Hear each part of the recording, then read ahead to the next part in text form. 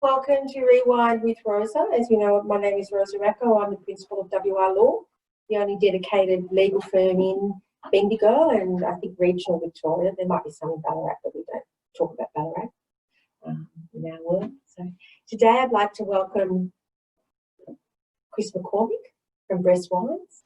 He's come here to talk about two of his beautiful wines with us today, the Cabernet Franc, which I tried recently and it was divine, and I'm buying some off him today, and my favourite wine, a Pinot Noir. So I'll hand over to Chris to talk about his wines. Thank you, Rosa, and thank you for the opportunity. It's a real pleasure to come and talk about these two wines in particular, but Bress wine in the current context of a number of changes that are going on there. So Adam Marks was the original founder and winemaker at Bress Wine. He founded the business and bought the property at Harcourt in would have been 2001, 2002. The first vintage, I think, was 2003.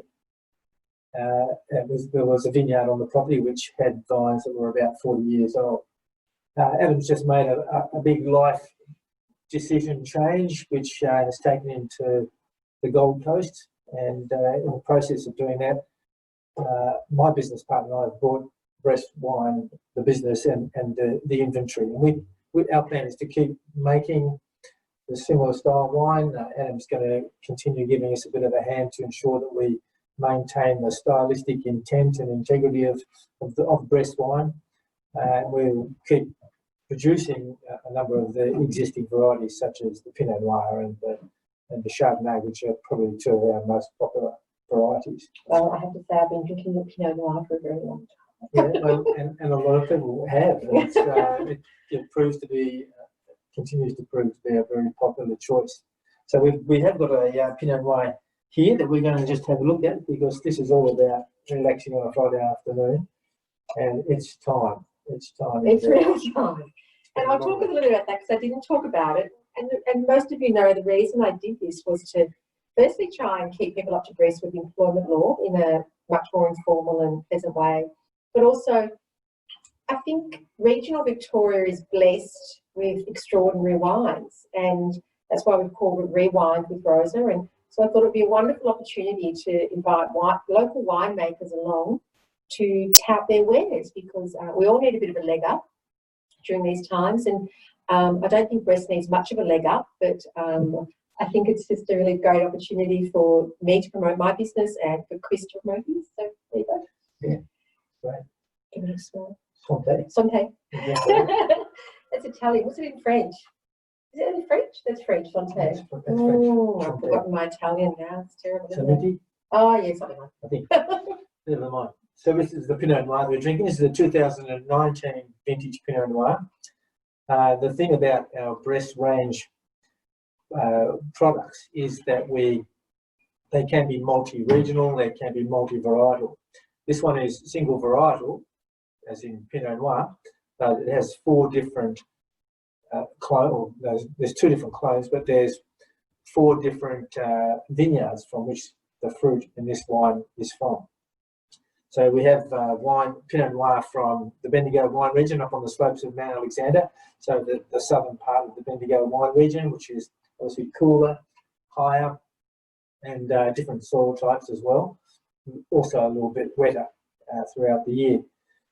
We have some Pinot Noir from the Yarra Valley, some Pinot Noir from the Macedon Ranges, and in the 2019 vintage for the first time, we've got a parcel of fruit from Tasmania. So talk a little bit, Chris, about the undertones. It smells like mushrooms and the earth of the forest.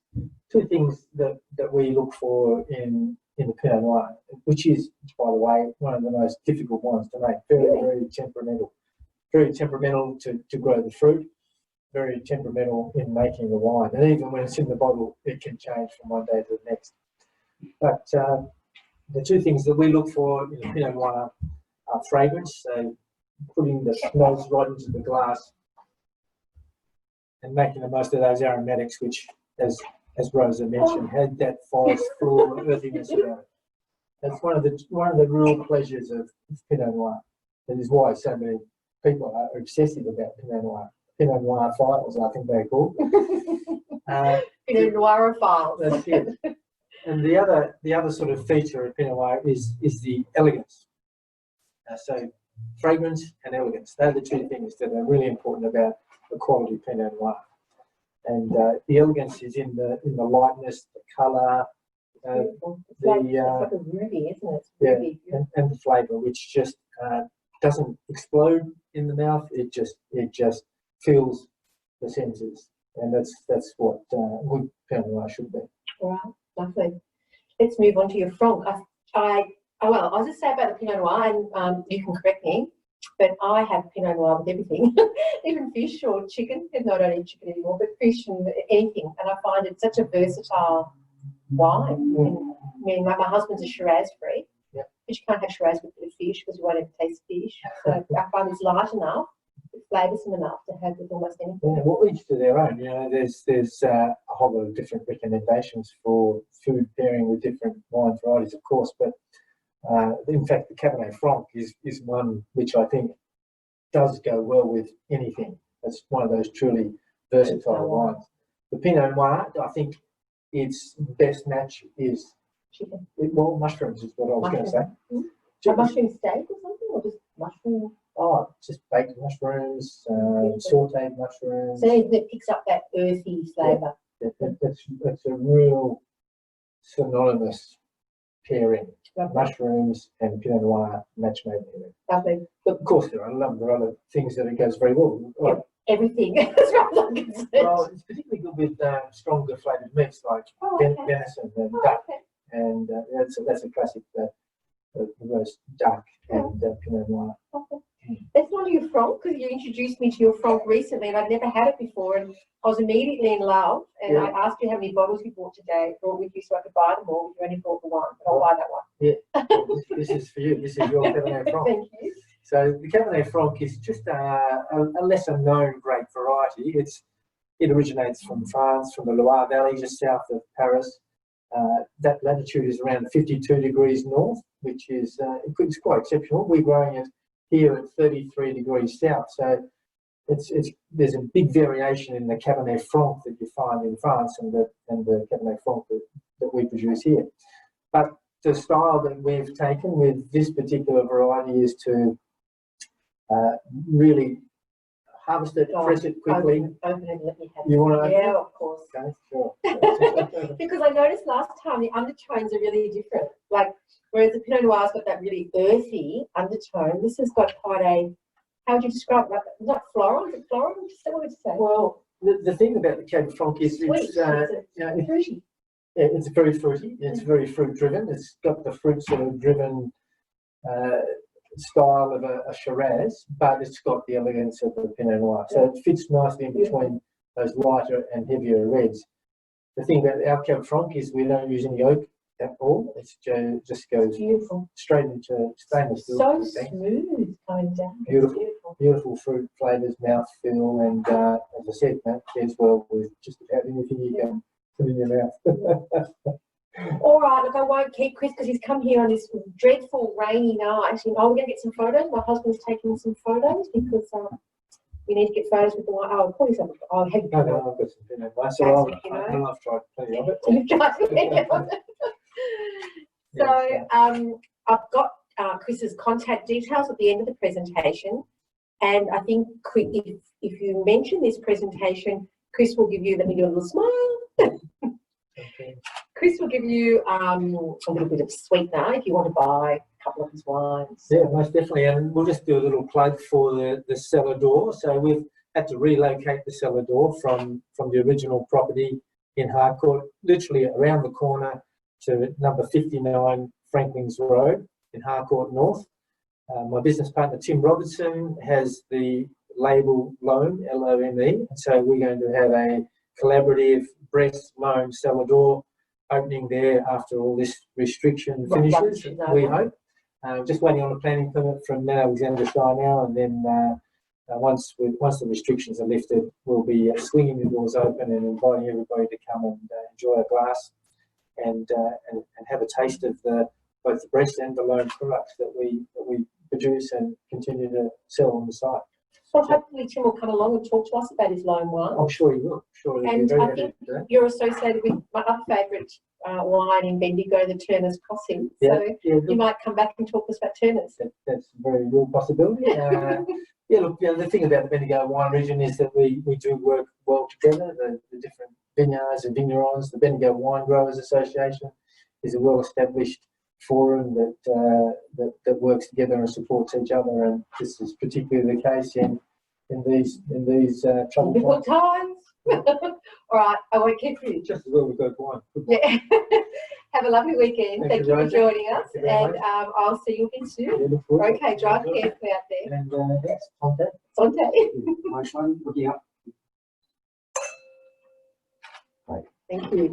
I'll get on to some employment law discussions while Chris goes off and enjoys his weekend. Okay, as most of you would have known or heard, that I spoke about at my last session, JobKeeper's been extended. So I'll talk a bit about that, although overnight it did change. Literally overnight it changed. So there's also been quite a significant push for paid pandemic leave, and some awards have been changed, but there's a general push for general paid pandemic leave. I talked the other week about redundancies after the pandemic, but I want to talk about it again, particularly with what's going on in Victoria.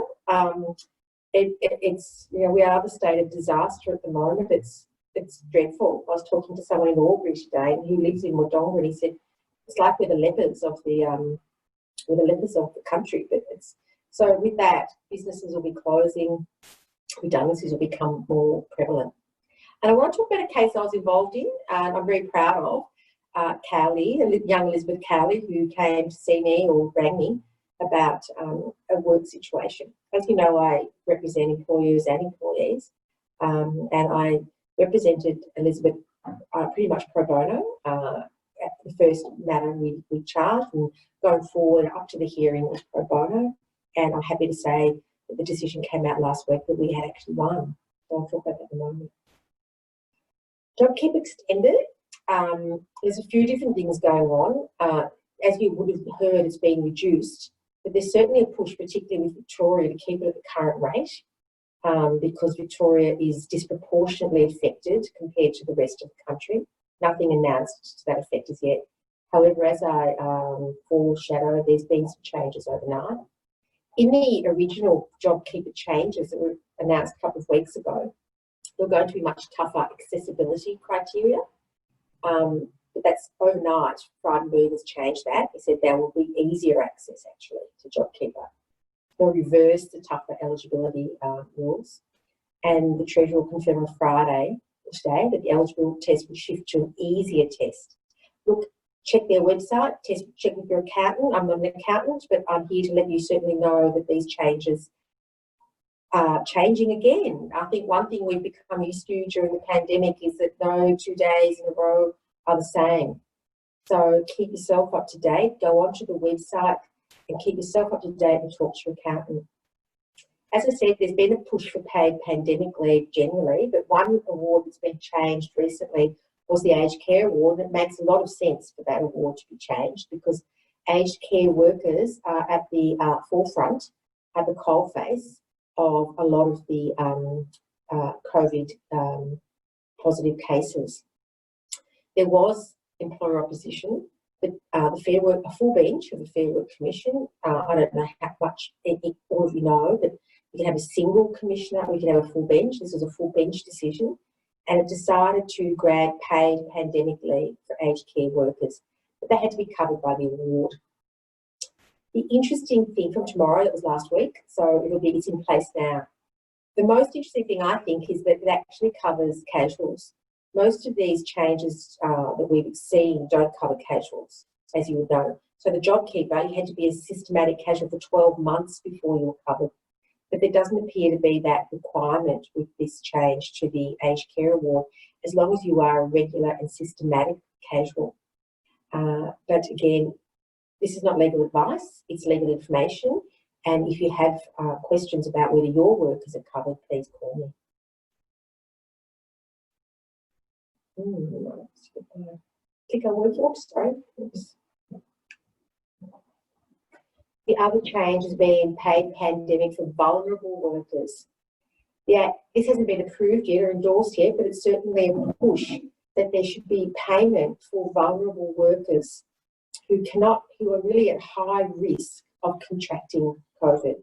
These are people, I've listed them there, they're over 70, they've had organ transplants, they've had bone marrow transplants, they've got immune suppressive therapy, got blood cancer like leukemia, etc., and who've had chronic renal failure, heart disease, etc. They have to be classed by the Department of Health as a COVID vulnerable worker.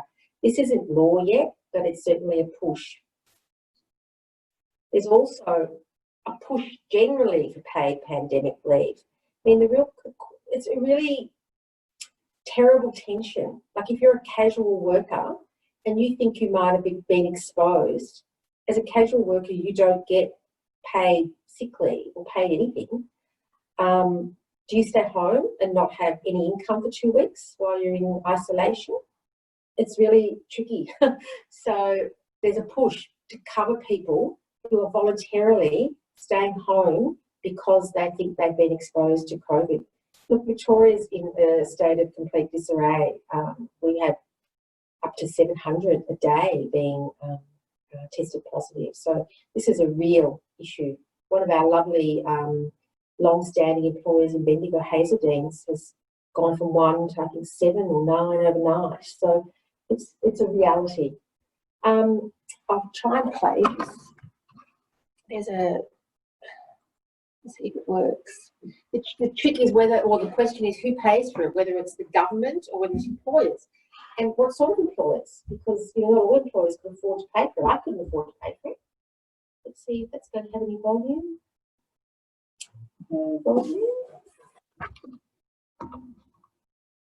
I'll put that on my website if I can't get the volume. But it was certainly a news article or a news release around Josh Frydenberg and all the ministers talking about paid pandemic leave and who should actually pay for it. So I will escape out of that and just go back to the presentation. I'll pop that on my website. Technology is not my friend these days. A few other things have come into force in the last couple of weeks, and one of them is an incident notification regulation. Those of you who work in this space a lot will know that the Alcohol Health and Safety Act in Victoria is a robust act with significant penalties. So we have significant penalties under this legislation. I'm not sure when I've actually listed them, but I'll put them on my website. Here we go. Okay, here we go. Self-employed people and employers in Victoria must notify WorkSafe about positive COVID-19 tests, and if they don't, individuals face fines of up to almost $40,000 and organisations face fines of up to almost $200,000. As I've said, it's under the Alcohol Health and Safety Act, and it will be in place for 12 months. Employers need to notify WorkSafe immediately upon becoming aware of a case, provide written notification to WorkSafe within 48 hours of first being required to notify WorkSafe using a form that's published on WorkSafe's website, and ensure that the workplace remains undisturbed until a workplace inspector can come and have a look at the WorkSafe and test it. This is, like I said, the Health and Safety legislation is, as I said, robust. You don't want to fall foul of that legislation.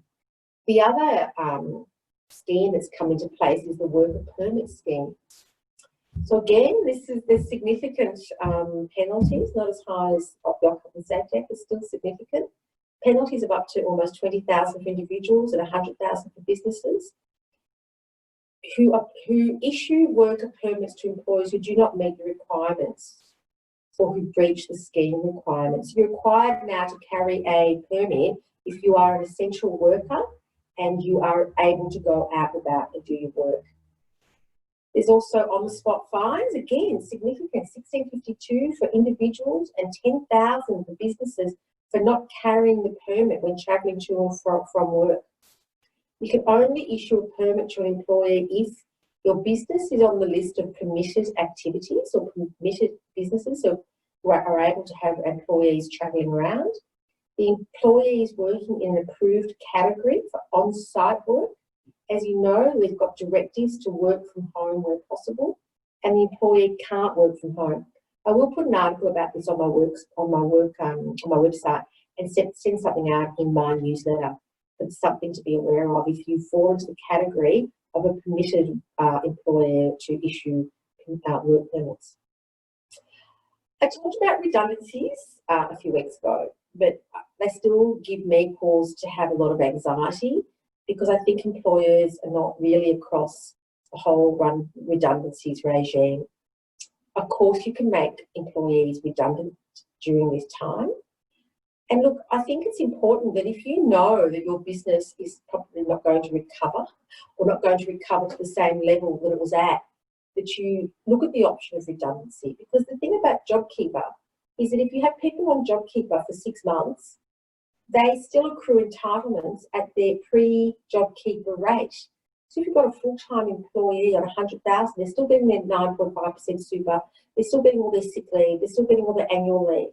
So when you come off JobKeeper and you make them redundant, then you're going to be liable for all of those costs at that point. So if you think that employees need to be made redundant, then make them redundant. But do it carefully. Let's look again at the law around redundancies.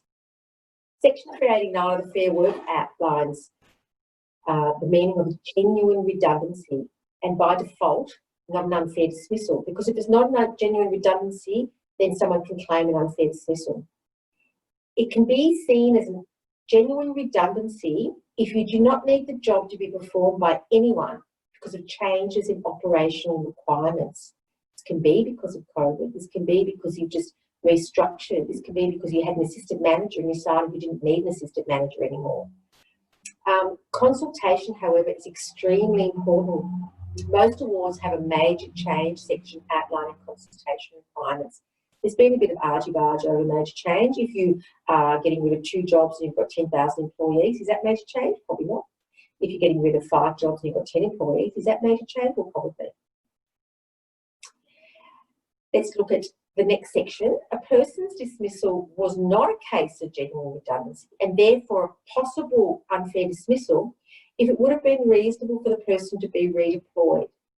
So if the job doesn't need to be done by anyone, you still need to consider redeployment options. Those redeployment options need to be either within the employer's enterprise, so that the business at hand, or an associated entity. So if you've got 10 outlets, you will need to consider whether that person can be redeployed to one of those other outlets.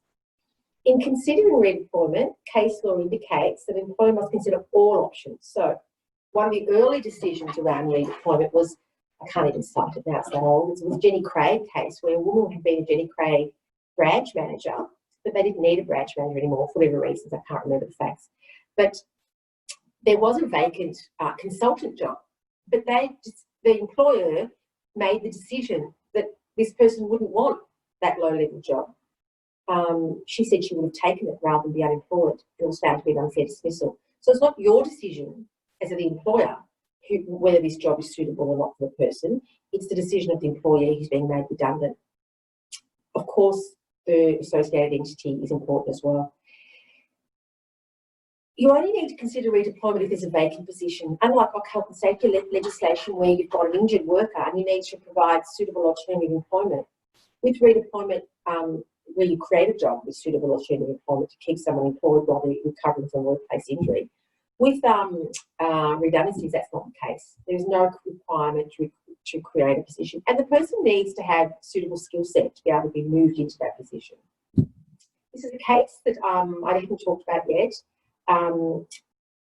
Ignore the JobKeeper, that's actually another aspect to the case, but I think the aspect I'll discuss is a failure to consult.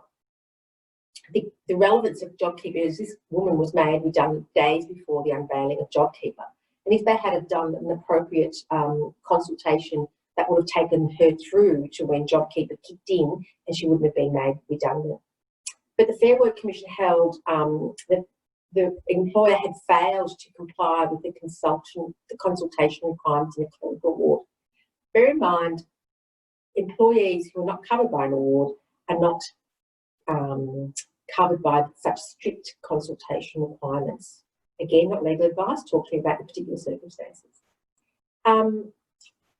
They told the assistant in the meeting in March 25 that it selected her for redundancy because she would be better off financially if she applied for JobSeeker. That was not their decision. Then they asked if she had any questions, comments or suggestions, but she didn't. The assistant told the tribunal she would have accepted reduced hours if the employer had suggested that as an alternative to redundancy. So after telling her that she was better off financially and asking her if she had any comments or suggestions, the Deputy President found that the employer did not comply with the clause of major consultation. Just by asking her if she had any questions, comments or suggestions, they said that the consultation was hollow or worse to that effect. Remember with the Ausscript case I talked about the last session, consultation needs to be genuine. So they said that they had already decided to make her redundant before they had that meeting with her. So merely asking, do you have any questions? Do you have any comments or suggestions? Doesn't meet the threshold of consulting. It was found to be an unfair dismissal. The employer failed to discuss with her any measures that they had considered or asked her for any measures to avoid or reduce the adverse effects on the changes on employees, their proposed changes on employees. Compensation was paid to that particular employee.